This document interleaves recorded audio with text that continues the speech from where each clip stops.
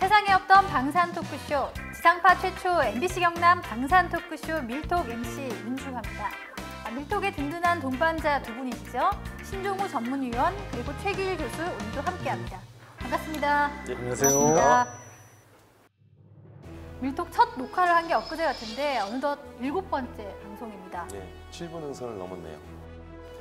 끝날 때 너무 아쉬울 것 같아요. 밀톡이 K방산에 던지는 7번째 화두는 어게인 폴란드입니다. 저희가 지난 1화에서 폴란드는 왜 우리 무기를 사갈까를 다뤘었는데요. 당시 하지 못했던 2차 계약 그리고 폴란드 방산 전시회 MSPO 이야기까지 오늘 다뤄보려고 합니다. 혹시 제가 1화부터 얘기했던 그때 못했던 얘기를 다 오늘 지금 해도 됩니까? 네, 물론입니다. 네. 오늘 다 풀어놓으시죠. 편집 안 시킬 거죠? 네네. 네, 알겠습니다. 예. 7화를 빛내줄 특급 게스트 모시고 바로 밀톡 시작하도록 하겠습니다. 결의에 늠름한 아들로 태어나 조국을 지키는 보람찬 길에서 우리는 젊음을 함께 사르며 깨끗이 피고 질 무궁화 꽃을 봐. 한국과학기술연구원 미래국방 국가기술전략센터 정찬석 박사님 모셨습니다. 풀네임이 아주 깁니다. 이곳은 어떤 일을 하는 곳이죠? 미래국방 국가기술전략센터는 과학기술정보통신부가 한국과학기술연구원에 설립한 기관입니다. 미래국방 기술 사업 기획과 투자 전략 수립을 지원하는 국가 차원의 국방과학기술 싱크탱크 기능을 수행하고 있습니다. 또 육군본부와 또 방사청에서도 다양한 업무를 수행하셨다고요. 예, 그렇습니다. 예.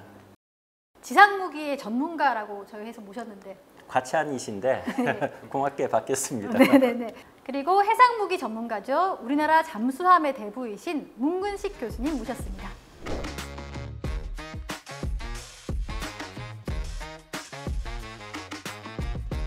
방송이 나간 뒤에 뭐 반응은 어땠나요? 반갑습니다. 예, 대단히 반갑습니다.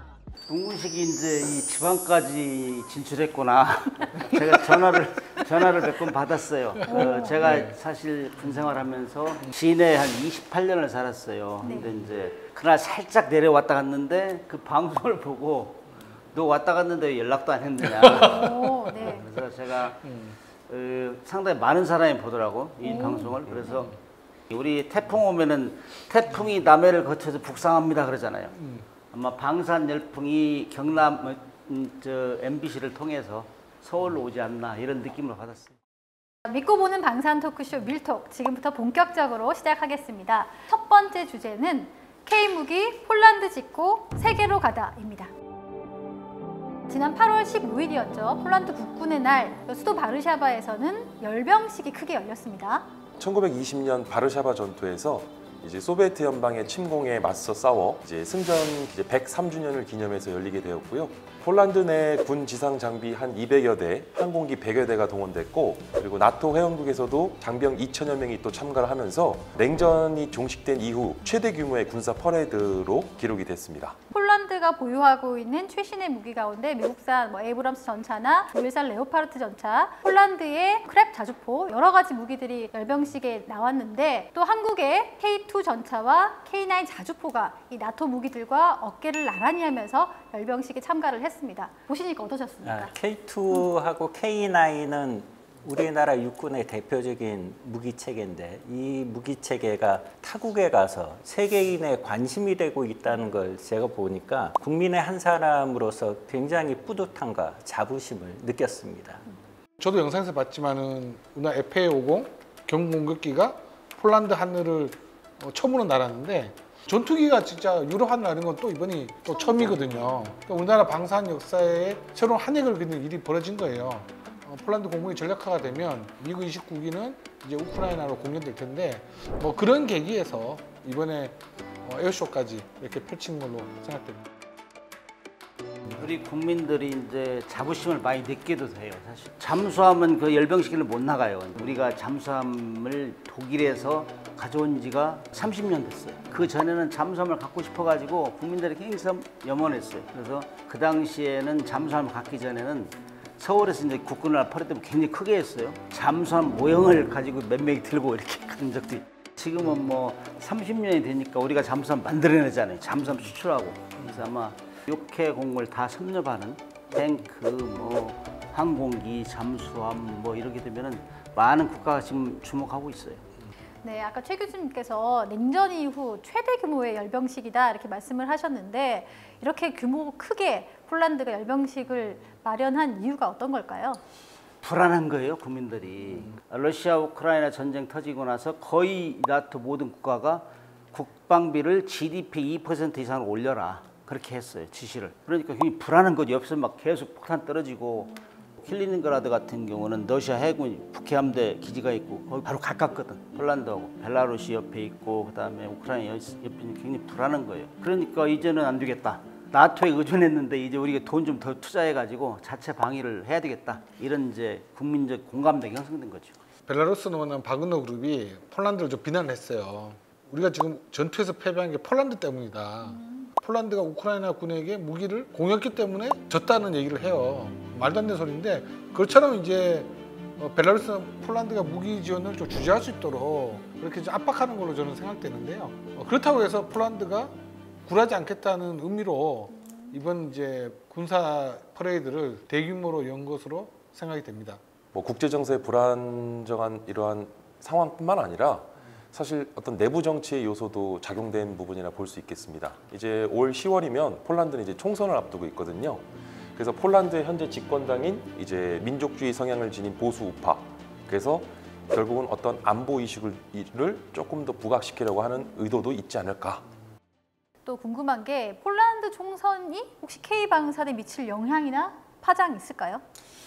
야당에서는 왜 한국산 무기를 이렇게 집중해서 구매를 하냐. 특정 국가에 대한 어떤 특혜, 반감, 그 어떤 좀 그런 부분들이 적지 않아 있다라고 하더라고요. 결국 정권이 바뀌게 됐을 때 우리 K방산의 폴란드 수출에 있어서의 어떤 중요한 변수가 또 되지 않을까. 뭐 2차 사업이 지금 10월 이후에 총선 이후에 나오지 않겠냐는 전망도 많이 나오는데 근데 어쩔 수 없을 것 같아요. 지금 뭐 안보적으로 불안한 상황에서 폴란드 자체가 지금 전력 증강을 제대로 하지 못하고 우크라이나의 무기 공유가 제대로 지원되지 않고 폴란드는 이제 안보뿐만 아니라 경제적으로도 엄청 수렁에 빠질 거예요. 그래서 뭐 안지도 대통령의 어떤 필연적인 선택이다. 저는 그렇게 생각합니다. 폴란드 현 정부는 유럽에 대한 갚아야 될 빚이 좀 적지 않은가. 유럽의 무기를 사야 된다는 그러한 강박관념이 없는 거일 수도 있다 하는 생각입니다. 그만큼 빚이 없다 보니까 현명하고 효율적인 판단이 가능했던 것 같고요. 반면에 노르웨이 같은 경우는 예상과는 다른 결론을 내리지 않았습니까? 합리적인 판단은 결국은 가성비 있는 또 빠르게 조달받을 수 있는 무기를 선택하는 거라고 저는 생각합니다. 근데 방금 말씀하셨듯이 정권이 바뀐 다음에도 과연 이 트렌드가 유지가 될까는 좀 두고 봐야 되지 않을까 생각합니다. 납비가 이번에 굉장히 작용을 많이 했어요. 우리는 북한이라는 상대를 두고 계속 성능 개량하고 해왔잖아요. 공장도 잘 유지하고 있고. 그러니까 우리 신속하게 원하는 시간에 델리버리 해줄 수 있다 이거죠. 신속한 납기 또 가성비 말씀을 하셨지만 이 외에도 이 폴란드 수출에 또 숨은 주역이 있다고요, 박사님? 2009년도에 K2 그 양산 단가 비용 분석을 제가 TF의 일원으로 참여했던 적이 있습니다. 현대 로템에서 2009년도 3월에 제시한 한 대당 가격이 그때 당시 가격으로 109.92억입니다. 국회 국방위에 가서 보고를 하니까 국방위원장이 국정감사를 하시겠다고. 그때 당시 방사청장께서는 그러면 비용 분석 TF를 구성해서 목표 비용을 다시 한번 검토하겠다. 그 TF를 통해서 그때 보고한 것은 78.3억입니다. K2가 구성하고 있는 그 설계의 합리적인 방향을 다시 설정했기 때문에 그게 가능했던 거고요. 또 현대 로템만 절감 노력을 한 게 아니고 그 밑에 있는 병정 업체들이 직접 재료비에 대한 절감 노력을 했습니다. 110억 정도 되면 거기 로템이 갖고 있는 그 이윤율이 10% 정도 됩니다. 그럼 110억의 10%는 자기 이익일 텐데 78억으로 되면 결국 그게 떨어지거든요. 근데 그때 당시에는 로템의 원가 부장이 굉장히 조금 아쉬웠겠지만 얼마 전에 만났을 때 저를 굉장히 반갑게 가격 경쟁력이 수출의 큰 요인 중에 하나였다. 이런 그 뉘앙스의 말씀을 하시더라고요. 이번에 K2 전차가 폴란드 수주했는데 200억대라고 알려져 있더라고요, 대당. 그러니까 200억대면 수익률을 엄청나게 올린 거 아니겠습니까? 국내와 국외는 다르다 보시면 되고요. 비용 이제 78억이 되는 그때 당시에는 파워팩이 국산이었고요. 능동방어가 들어있지 않았습니다. 국내가 얼마인지는 아마 78억보다는 높지만 90억은 넘지 않는 걸로 제가 알고 있고요. 국외에 판매할 때는 최대한 부가가치를 높여서 해야죠. 실제로 원가가 얼마인지는 상관이 없습니다. 그래서 레오파드에 비해서는 절반 가격밖에 안 되는 거거든요. 그렇다 하더라도.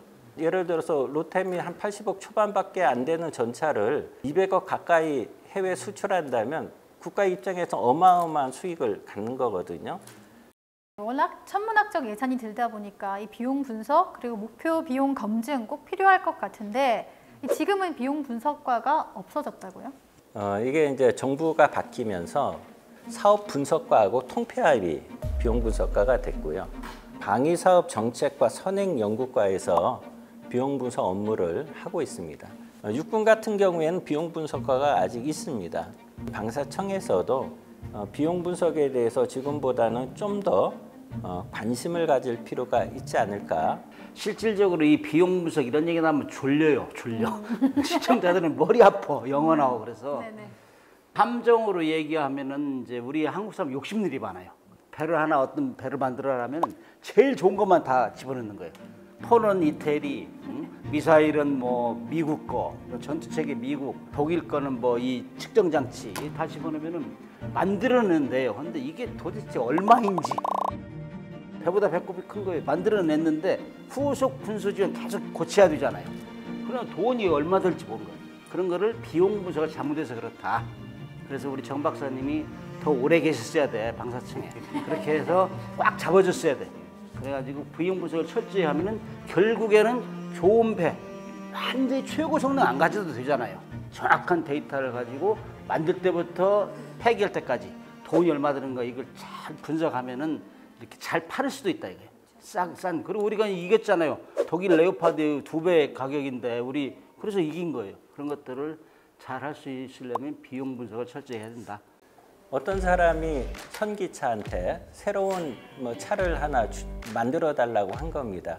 근데 소나타급 요거 만들어 달라. 근데 만들어 주는 회사에서 야 그래도 좋은 거 성능 좋은 거 만들어 드려야죠 하고 벤츠급을 만든 겁니다. 그래서 소나타 뭐 3천만 원 드릴게요 했더니 성능이 좋아졌으니까 이제 3천이 안 되고 10억을 달라. 그러면 그것을 주문한 사람 입장에선 굉장히 난감한 거죠. 근데 이게 소울소스일 때는 울며 겨자 먹기로 안 살 수가 없는 이런 형태들이 과거에는 있었습니다. 대표적인 게 미국에서 1960년대 처음 이제 프로펠러기에서 기로 바뀌면서 비행기에서 쏘는 공대공 유도탄 개발을 한 게 있습니다. 그건 암램이라고 그러는데 그게 거의 뭐 5배에서 10배 올랐습니다. 근데 그때 당시에는 월남전을 수행하는 미 국방성 입장에서는 그 예산 증액 때문에 다른 정부 부처의 신규 예산이 올수독됐다 하는 보고서들이 있습니다. 그래서 효율적인 국방 또 정부 예산 활용 측면에서는 이러한 비용 분석을 통한 그 카이브 활동 이것이 굉장히 중요하다 보시면 되겠습니다.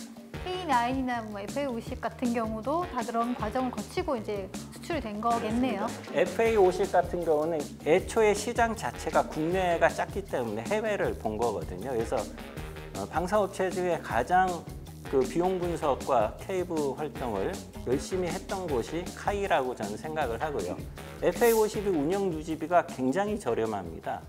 그다음에 KF21이 현재는 이제 수량이 많지 않아서 양산 단가가 좀 높을 수도 있지만 오더가 많아지면 양산 단가가 굉장히 저렴할 걸로 생각이 되고요.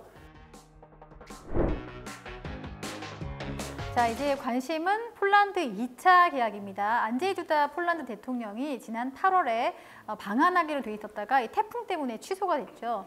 당시 그 2차 계약 그 이행 속도가 좀 붙을 것이다 이런 기대가 있었는데 업계에서는 대통령이 오지 않아도 문제가 없다 이렇게 얘기를 하고 있습니다. 어떻게 보십니까? 아마 K2 전차는 뭐 800대에서 한 180대 정도 규모가 좀 많이 좀 줄 거예요.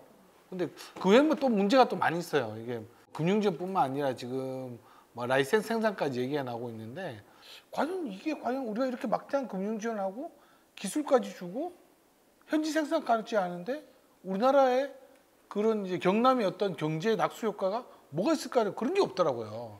그러니까 그런 걸 좀 철저히 분석해야 될 거라고 생각이 됩니다.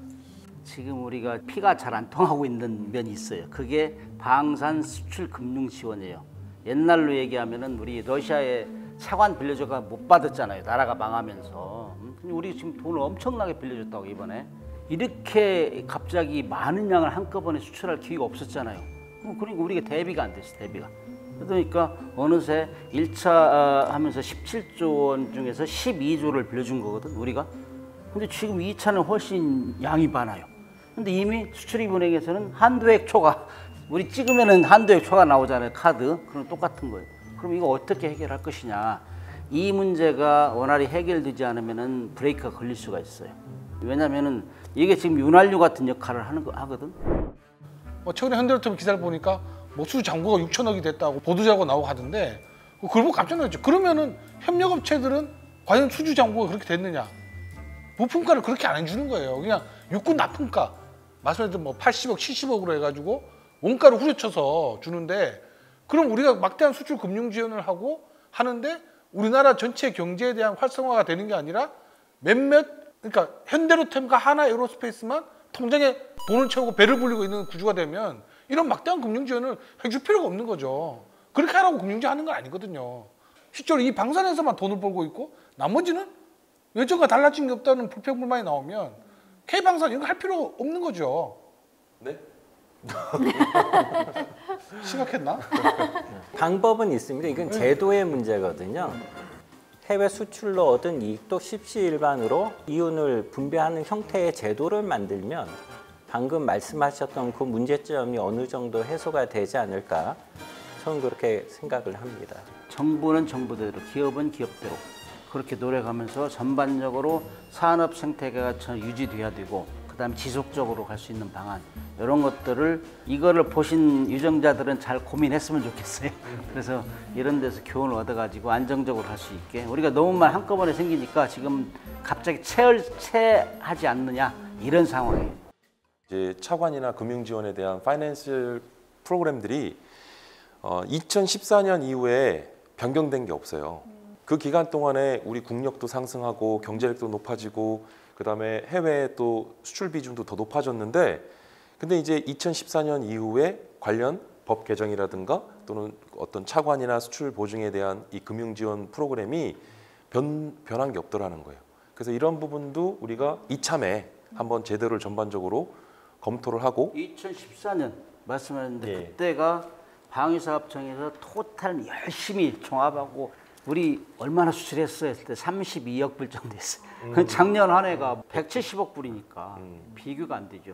물 들어올 때 노를 저어라 말은 그렇게 하는데 노가 잘 작동될 수 있도록 윤활유도 좀 바르고 그러려면은 상당히 많은 사람들이 이 수기를 해야 될 것이다. 저는 그렇게 보고 있습니다. 좀 대안 차원에서 보자면 기금, 펀딩하는 것도 좋은 것 같아요. 민간 펀드도 좋고 정부가 보증해주는 그런 기금을 조성하는 방안 조금 더 폭넓게 접근을 할 수 있는 그런 좀 대안들을 제시할 수 있어야 될 것이다.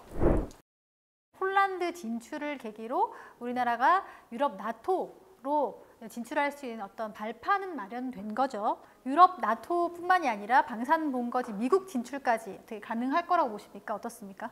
러시아의 스푸트니크사의 기자가 또 연락이 왔어요. 한국이 지금 뭐 우크라이나의 인접 국가들에게 우회적으로 무기 지원을 하면서 결국은 러시아와 한국 간의 어떤 발전적 미래 지향점에 있어서 과연 양국 간에 이게 한국의 국익에도 도움이 될 것이냐. 그러니까 거의 약간 좀 협박성에 가까운 질문을 하던데 외신들이 K방산에 주목하면서도 질문 자체가 우리를 굉장히 견제하고 경계하고 있더라. 견제를 한다는 건 그만큼 잘 나간다는 거겠죠. 그렇죠. 예. 잘 나갈 때 조심해야지. 네, 자, 잘 나가고 있는 K방산 육상 항공 무기 폴란드로 갔고요. 이번에는 해상 무기에도 관심을 보이고 있습니다. 밀톡 7번째 이야기 2번째 주제는 폴란드가 새로운 유형의 잠수함 오르카 사업을 시작을 했죠. 일단 오르카 사업이 어떤 거죠? 폴란드가 지금 사방에서 적이잖아요. 왼쪽에는 독일, 과거의 적, 그다음에 오른쪽 러시아는 미래의 적이라고 생각하고 불안해하는 것 같아요. 그래서 군 현대화 계획을 하겠다. 해군 쪽에는 잠수함을 2034년까지 3척을 구매하겠다. 네. 이런 계획을 발표를 했어요. 네, 폴란드 근데 2017년 말에도 이미 이게 잠수함 도입을 한번 하려고 했다가 무산이 됐다고요? 해군력 건설은 일단 특징이 있어요. 장기 기간이 소요된단 말이죠. 그다음에 또 돈이 비싸요. 그렇기 때문에 섣불리 어떤 함정을 구매하겠다 이런 얘기를 잘 못해요. 이게 2번째인데 2014년부터 거론되기 시작해가지고 뭐 언론은 2017년에 취소를 했다 이런 얘기 나오는데 그런 나라가 이번에는 확실히 할까? 이런 의구심을 가지고 시작해야 된단 말이죠. 네. 폴란드 같은 경우는 지리적으로 잠수함 강국이 많아요.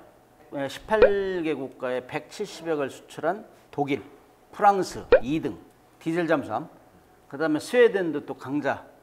세 나라가 지금 버티고 있어요. 오르카 계획을 발표하면서 국방장관이 Na bieżąco śledzimy programy związane z modernizacją flot podwodnych zarówno w krajach europejskich, jak i na świecie. W tym miejscu chciałbym zaprosić naszych partnerów, zarówno z naszego kontynentu, jak i spoza niego, do udziału w przetargu, który niebawem ogłosimy. 제가 그 얘기를 처음 접할 때는 아 이건 인접 국가에서 좋은 잠수함들이 있는데 살려고 하는데 가격을 다운시키기 위해서 지금 지렛대로 활용하는 거 아니야?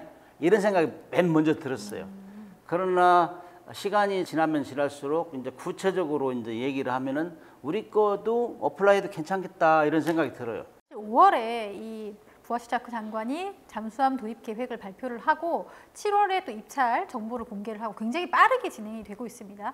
이렇게 잠수함 도입을 서두르는 이유는 뭘까요? 잠수함은 특징이 있잖아요. 가성비가 좋다. 수상함보다 안 보이니까 비수 역할을 하는 거예요. 육지가 공격받아도 물속에서 지상을 공격할 수 있어요. 그러니까 여기에 보니까 이제 리ኳ이어먼트에 하나 있는 게 잠대지 미사일 있어요. 미사일 탄두를 좀 크게 해가지고 모스크바도 쏠 수 있느냐 이게 이제 간접적으로 물어보는 거죠. 그래서 최후까지 살아남아서 적을 강타할 수 있는 무기 이게 이제 잠수함의 특징이거든요. 그래서 잠수함을 빨리 구매해야 되겠다. 나토에 가입했다고 마음 놓고 있었는데 지금 그건 현실적으로 적이 들끓고 있다. 이런 위기감을 느낀 거죠. 러시아 함대가 5개 있어요.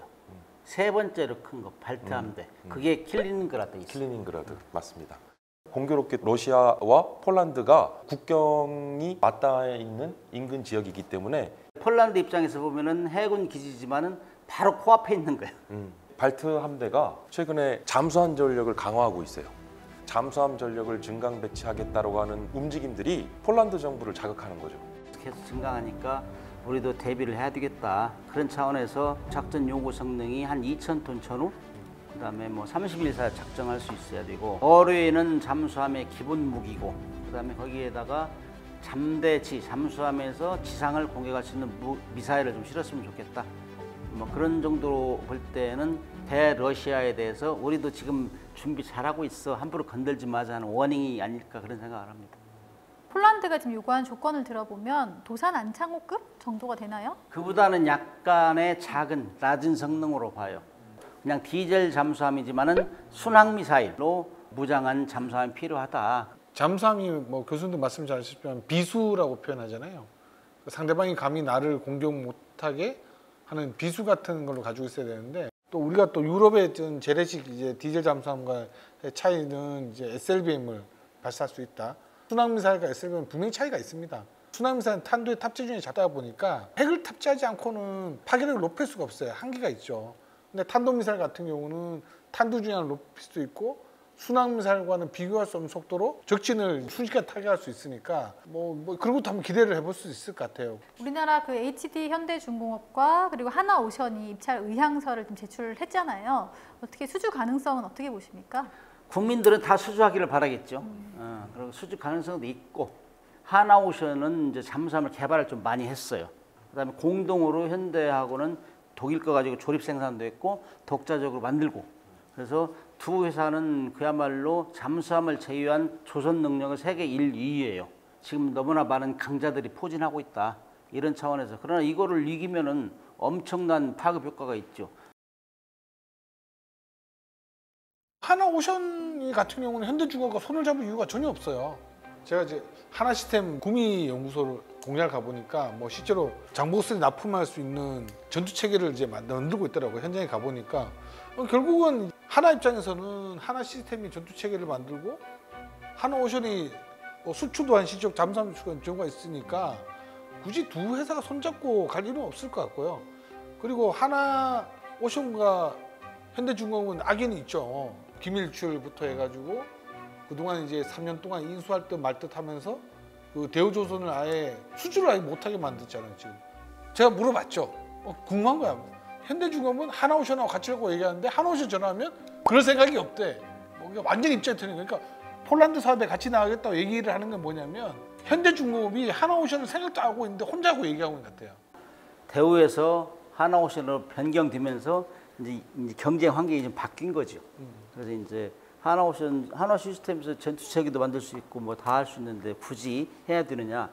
근데 이제 정부 관의 입장에서는 일단 수주로 하는 게 좋잖아요. 국가를 위해서는, 국익을 위해서. 그러니까 잡음이 안 나는 범위에서 협조해라. 근데 둘이 많이 지금 따지고 있을 거예요. 아무튼 제가 이제 여기에 관련해서 큰 메시지를 전하고 싶은 거는 이 갑자기 분물 터졌어요. 그러면은 정부에서 잘 컨트롤을 해야 된다. 그래서 정부에서 컨트롤 타워 역할을 잘 해야 된다는 얘기고 특히 하나오션이 독립적으로 가든지 현대에서 독립적으로 입찰을 하든지 간에 수출 금융 지원은 큰 거예요. 돈 빌려주는 거. 뭐 2차 사업도 지금 거의 브레이크 걸려 있으니까 이런 문제. 그다음에 절충 교육은 정부가 또 이렇게 여러 업체를 섭렵해가지고 같이 할 수 있도록 만들어줘야 되거든. 이런 문제. 그래서 이런 것들을 대통령은 뭐 앞에서 방위산업을 국가 전략사로 육성하겠다 했으면은 나머지를 따라줘야 되거든. 따라줘야 되는데 지금 그 따라주는 사람들이 그렇게 액티브하지 못하다. 이 방송 들은 사람들 반성하시고 그런 걸 좀 하면 좋겠어요. 그래서 어쨌든 간에 뭐 우리도 하나의 응원군으로서 가급적이면 총력을 다해서 수주에 성공해라 이런 차원에서 한 거니까 우리가 특정 업체를 뭐 지원하고 응원하고 그런 게 아니고 전반적으로 보면서 이런 문제들을 짚고 나갔으면 좋겠다 이런 차원이죠. 그렇습니다. 오늘 토킹이. 네네네. 원팀이 돼야죠. 네. 자, K전차, K전투기에 의해서 이런 K잠수함까지 6해공 K방산이 폴란드를 넘어서 유럽에 성공적으로 진출하기를 저희 밀톡도 응원하겠습니다. 폴란드 국제방위산업전시회 이야기 안 할 수가 없는데요. 자, 먼저 MSPO 어떤 전시회인가요? 폴란드 정부가 주도하는 가장 큰 행사고 유럽에서 개최되는 방산 전시회 중에서는 뭐 세 번째 규모라고 알려져 있는데요. 일단 제가 가서 한번 보고 뭐 세 번째 되는지. 이번 2023 MSPO에서는 우리 한국이 주도국 리드 네이션이 됐기 때문에 더 남다른 의미가 있고 하지만 이번이 처음은 아니죠. 2017년에도 우리가 주도국으로 또 참여한 바가 있기 때문에 이번 MSPO 2023 정말 기대가 됩니다. 네, 그래서 기업뿐 아니라 우리 정부 그리고 지자체도 대거 참가를 하죠. 그렇죠. 그러니까 지금 뭐 국방부뿐만 아니라 방사업청, 그리고 뭐 국방과학연구소, 국방기술품질원, 뭐 한국방위산업진흥회, 그리고 코트라 등이 뭐 큰 이제 단체로 참가를 하고 좀 이제 우리가 뭐 흔히 아는 뭐 K9, K2 뭐 전투기가 아니라 또 다른 무언가가 있습니다. 뭐 거기서 또 이제 또 중요한 발표가 또 이루어질 예정이고 그런 걸 봤을 때는 이번에 뭐 2023년 MSPO는 우리나라 K방산의 아주 중요한 우리 방산의 전환점이 될 수 있는 그런 해외 전시회라고 볼 수 있죠. 네, K잠수함도 출격을 합니까? 지금 고민하고 있어요. 땅으로 갈까 바다로 갈까. 지금 옛날 국군에서 저 들고 이래. 하나오션은 부스를 만든대요. 만들어가지고 우리 3,000톤급 모형 지난번에 마덱스에서 전시했던 그걸 전시할 모양이에요. 그 현대중공업은 부스는 만들지 않고 그냥 팜프렛 이런 거 활용해가지고 자기들의 잠수함 건조 역량 이런 걸 아마 선전할 것 같아요. 우리 신종우 위원과 밀톡의 연출자 정영민 기자가 직접 폴란드로 가신다고요. 예, 갑니다. 뭐 지금 이제 곧 가야 되는데요. 비행기 시간이 다 돼가지고 지금 빨리 가야 돼요. 빨리 끝내줬으면 좋겠어요 지금. 예, 자, 그럼 저는 이제 가보겠습니다. 2부 밀톡 인 폴란드에서 MSPO의 생생한 현장 영상으로 만나보시겠습니다.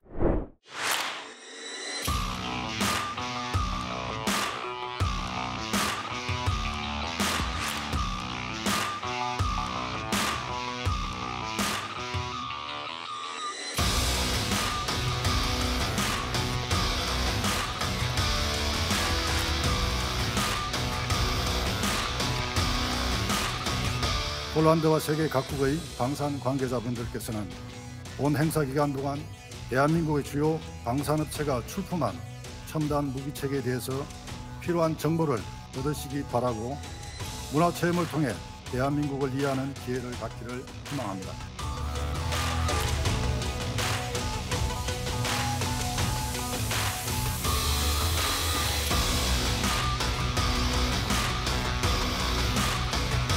Aby nie musiał walczyć, musi być znakomity uzbrojony. Także te spotkania, właśnie kieleckie, przyczyniają się do wzmocnienia potencjału polskiej armii.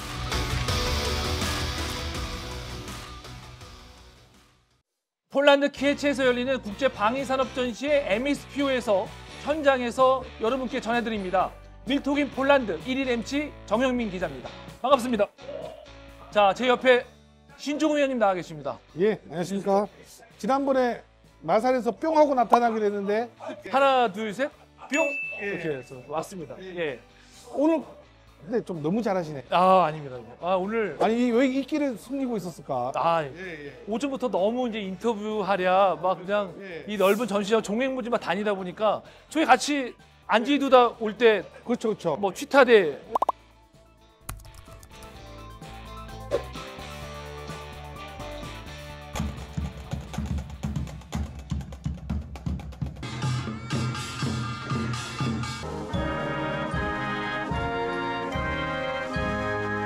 비행기로 13시간이 와야 되는 폴란드에서 딱 들었을 때 우리 또 가슴이 뭉클하더라고요. 하여튼 정 기자님도 어떻게 이번에 해외 방산 전시회는 처음이신가요?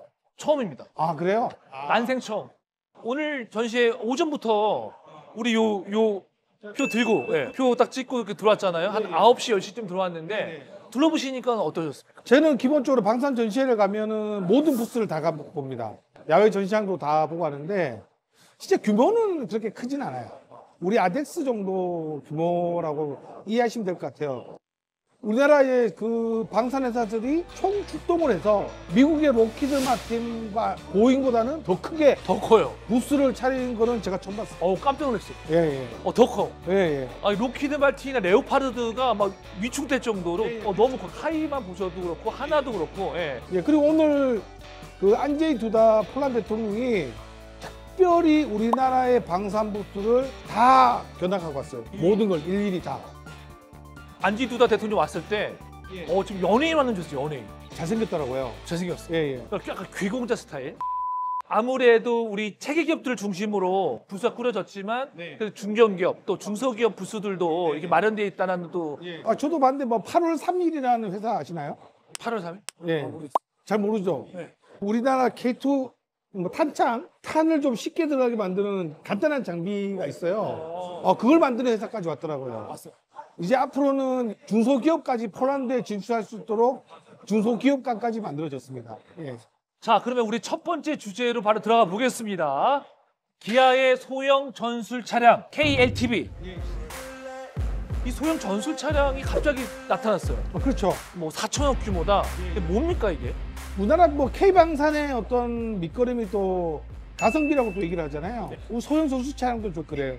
정부 지원을 받지 않고 자체 예산으로 만든 차거든요. 그래서 기아에서 이 소형 전술 차량 사업을 시작할 때 가격을 다운시켜서 무지한 노력을 많이 했어요. 민수 부품도 많이 쓰고 해서 이제 가격대를 낮췄는데 민수 부품을 쓴다고 해가지고 군용으로 못 쓸 이유는 없거든요. 저도 오늘 깜짝 놀랐습니다. 네. PGZ 부스에 갔어요. 근데 갑자기 우리나라 소형 전술 차량이 그 앞에 있는 거예요. 아니 PGZ가 우리 거를 카피했나? 그거 봤는데 네. 우리 거더라고요. 우리 거더라고요. 아, 그게 우리 거였나요? 우리 겁니다. 우리 거. 우리 육군에 사용하고 똑같은 건데요. 물론 뭐 미국의 MARP보다는 성능은 그 정도 안 되지만은 그래도 이제 소형 전술 차량 목적이 있으니까 괜찮다, 가성비가.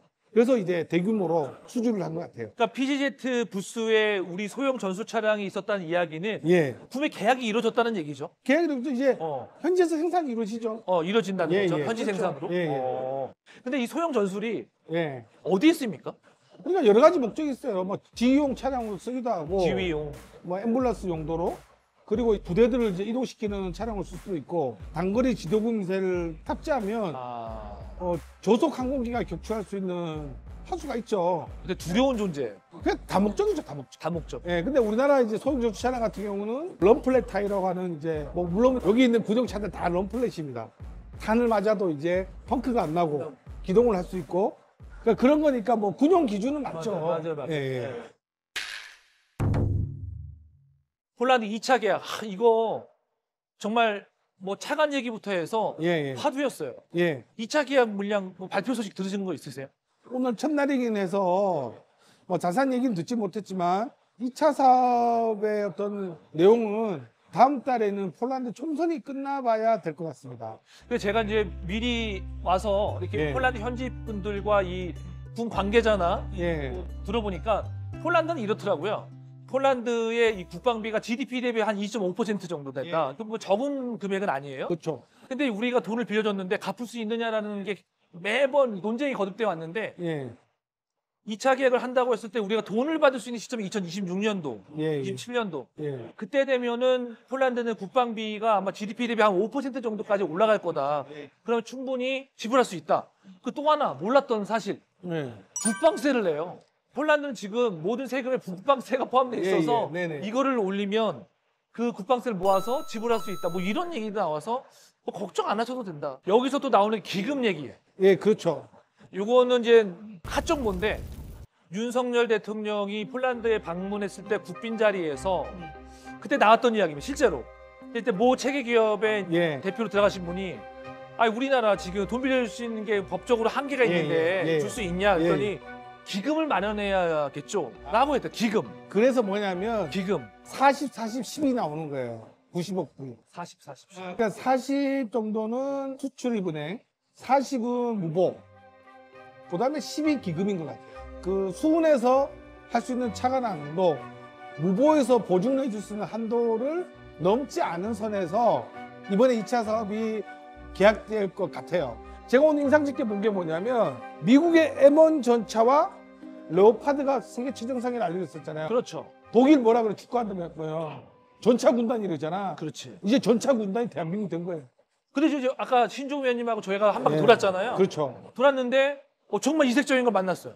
말씀하셨던 대로 레오파르드와 M1 전차 그 사이에 그렇지. 뭐가 있었죠? K2 K2 표가 있었죠. 그 의미는 우리가 세계 최정상의 전차와 같이 어깨를 지금 하고 있다. 어깨를 나란히 하고 나란히 이렇게 어깨를 하고 있다. 나란히 하고 있다. 이런 의미가 됐어요. 와 정말. 자, 네. 뭐 여기서 여기까지 하고요. 끝난 줄 아셨죠? 이 끝난 게 아니었습니다. 끝내기 좀 섭하잖아. 그렇죠. 오늘 깜짝 놀란 또 소식이 있어가지고 급하게 한 분을 모셔왔습니다. 맞습니다. 어렵게 모셨어요. 간단히 자기소개. 네, 안녕하십니까. 하나시스템 해외사업팀 이규민 사원입니다. 만나서 반갑습니다. 제가 오늘 막 다녀봤는데 지금 폴란드 우주청하고 뭔 일을 할 계획이 있다고 들었어요. 우주청이요? 예, 폴란드에 우주청이 있더라고요. 네, 맞습니다. 네, 네. 폴란드 지금 우주청과 함께 예. 이제 그 초소형 사우 위성에 대해서 지금 협력하는 관계를 지금 구축하고 있습니다. 와. 이제는 위성까지 내가 저 경남 MBC 얘기했잖아 지난번에. MBC 경남이라고요. 죄송합니다. 네, 컷해 주시고. 네. MBC 경남에서 얘기했잖아. 앞으로 방사대 우주까지 가야 된다고. 지금 우주로 가는 거야, 우주로. 아니 우리나라에도 우주청이 없는데 폴란드는 우주청이 있다는 것도 놀랬고. 근데 초소형 위성과 관련돼서 이야기가 나왔다고요? 네, 맞습니다. 구체적으로 어떤? 네, 구체적으로는 이제 폴란드에 있는 그 중소기업 업체랑 함께 저희는 이제 탑재체 센서를 공급하고 이제 폴란드에 있는 중소기업은 본체 버스를 공급하는 어느 정도 협력 관계를 지금 구축하는 단계입니다. 이게 발사체. 폴란드는 위성이라면 요거 껍. 아, 위성에 대한. 하나 시스템이 여기다 물을 채워. 맞습니다. 안에 탑재 장비를. 네. 껍질은 이제 하고. 그 폴란드 쪽에서 이제 우크라이나 전쟁이나 그런 게 있다 보니 지금 되게 정찰 자산에 대해서 되게 관심이 많고 그래서 그런 것들 때문에 지금 현재 저희가 구축할 수 있는 관계를 만들 수 있는 계기가 됐습니다. 그래서 만약에 그게 발사가 된다 하면 어떤 성능을 발휘할 수 있을까요? 지금 저희가 그 국가연과 함께 개발하고 있는 과제로는 지금 1m, 그다음에 0.5m, 그다음에 0.25m까지 해상도를 갖고 있는 이제 합성계구 레이더를 지금 개발하고 있고 장점이라고 말씀드리자면 이제 광학 장비는 이제 악천후나 그다음에 뭐 숲이나 뭐 구림을 뚫고 보지는 못하지만 이제 합성계구 레이더는 이제 이러한 악천후 조건 속에서도 뚫고 감시를 할 수 있는 자산이 되겠습니다. 예를 들어서 이제 위성으로 발사가 됐는데 예를 들어서 뭐 30초마다 한 장씩 뭐 우리나라 따지면 이제 북한의 뭐 이런 어느 발사대를 뭐 촬영해서 바로 우리 국방부로 보낼 수 있다. 그 정보를 뭐 이런 식의 개념인가요? 맞습니다. 네, 이제 뭐 그런 주기 같은 거는 이제 저희가 얼만큼 많은 이제 궤도에 위성을 올리냐에 따라 다르겠지만 말씀하신 개념이 맞습니다. 내가 이번에 여기 부스 전체도 돌아보니까 위성을 약 딱 3개 업체 정도가 전시했다. 우리나라. 그다음에 그 아이사이라고 약간 거의 군용은 아니고 약간 민수용 개념인데 우리는 군용이에요. 틀려요, 성능이. 앞으로 전쟁에 내가 누구를 공격해야 되는데 눈이 없어. 그럼 공격을 어떻게 할 거야? 그래서 이번에 우크라이나 전이 교훈 이거예요. 러시아보다 우크라이나가 정보가 더 많았어요. 미국이 지원해주고 민수 아이사이 위성까지 지원해줘가지고 러시아가 정말 지금 고전을 면치 못하고 있잖아요. 네. 당연히 폴란드에서 위성을 갖고 싶죠. 결국 우주에서의 그 위성 싸움이네. 그렇지. 네. 그 위성에서 보여지는 그 정보. 그래서 그 정보를 가지고 육해공을 컨트롤할 수 있는 거. 근데 내가 오늘 묘한 걸 봤는데 오늘 김동관 부회장님 정말 얼굴 보기 힘들잖아요. 오셨는데 사진을 위성 잠수 앞에서 찍은 것 같더라고.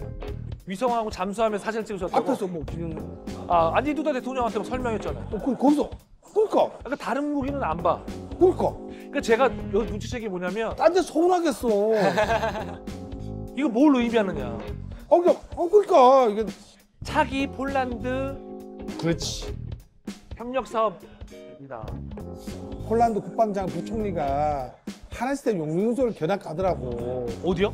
하나시대 용연구소를 가더라고. 지금 연구소를? 네, 용인연구소에서 지금 위성 쪽. 그걸 왜 이제 얘기하세요? 그걸 왜 이제 얘기하셔요? 그러면은 당연히 위성에 관심이 있었던 거. 그래서 내가 여기 급하게 모셨잖아. 오늘 갑자기 돌아다니 보니까 약간 이상한 기류가 감지되길래.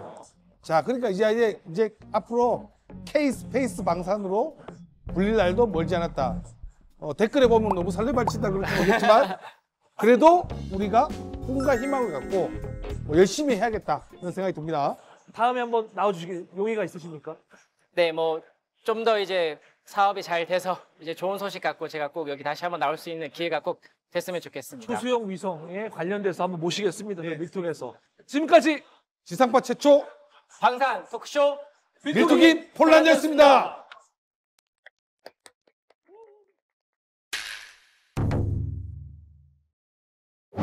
네, 저희는 바르샤바에서 2시간을 달려서 키엘체에 도착했습니다. 제 바로 뒤에 보이는 게 MSPO 정문 입구입니다. 네, 메인 게이트고요.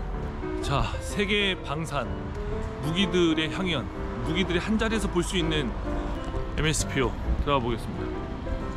여긴가? 여기가 입구인가? 여기 아니군요. 네. 자, MSPO에서 신종우 위원님을 만났습니다. 반갑습니다. 안녕하십니까? 네. 신종우입니다. 반갑습니다. 지금 오른쪽에 야외 전시장이죠, 여기가. 여기서 얘기하기 전에 또 이 얘기를 먼저 좀 해야 될 필요가 있는 것 같아요. 예, 말씀하십시오.